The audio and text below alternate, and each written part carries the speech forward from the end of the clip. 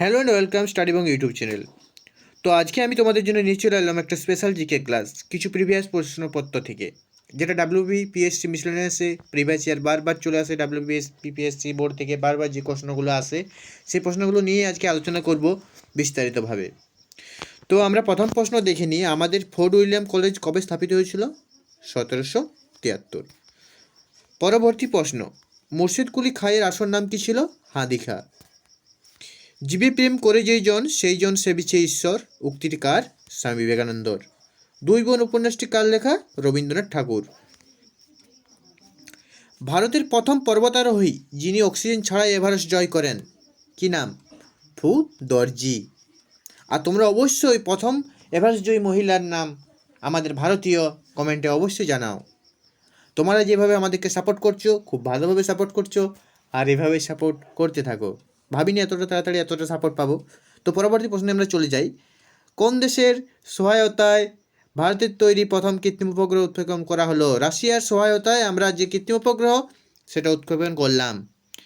তো ভারতের স্বাস্থ্য রাজধানী কাকে বলা হয়? ভারতের স্বাস্থ্য রাজধানী বলা হয় আমাদের চেন্নাইকে। তুলার বিজ্ঞানসম্মত নাম? গসিপিয়াস, সবাই জানো।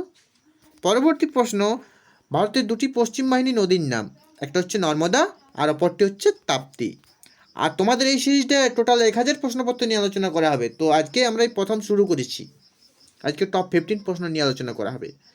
তো শের শাহের আমলে একটি বিশেষ মুদ্রার প্রচলন ছিল, যেটার নাম কি ছিল? দাম। ভারতের সবুজ নগরী বলা হয় আমাদের চেন্নাইকে। আবার চেন্নাইকে কি বলা হয়েছিল আমরা একটু আগের সেশনে যদি যাই দেখে নিই, আমাদের চেন্নাইকে কী বলা হয়? চেন্নাইকে স্বাস্থ্যের রাজধানী বলা হয় চেন্নাইকে। আবার এখানে আমরা কী দেখলাম? চেন্নাইকে সবুজ নগরী বলে। আসলে ওখানে প্ল্যানেট অর্থাৎ গাছের উপর প্রচুর জোর দেওয়া হয়েছে যাতে পরিবেশে অক্সিজেনের পরিমাণটা ঠিক থাকে, তার জন্য স্বাস্থ্য ভালো থাকে ওখানে। বাগদাদ শহরটি কোন নদীর তীরে অবস্থিত? টাইগ্রিস নদীর তীরে অবস্থিত। কিরিটি চরিত্রের স্রষ্টা কে? কিরিটি যে চরিত্র ছিল তার স্রষ্টা কে? নিহার রঞ্জন গুপ্ত। অসৎ আন্দোলনের চেয়ে পবিত্র বেদনা ভালো কথাটি কার? অসৎ আনন্দের থেকে, মানে অসৎ অর্থাৎ যেটা অত্যন্ত সৎ নয়, লোক দেখানি আনন্দ দেওয়া, সেই আনন্দের থেকে বেদনাটা অনেক ভালো। এটা কার কথা? এটা হচ্ছে হোমার। ঠিক আছে।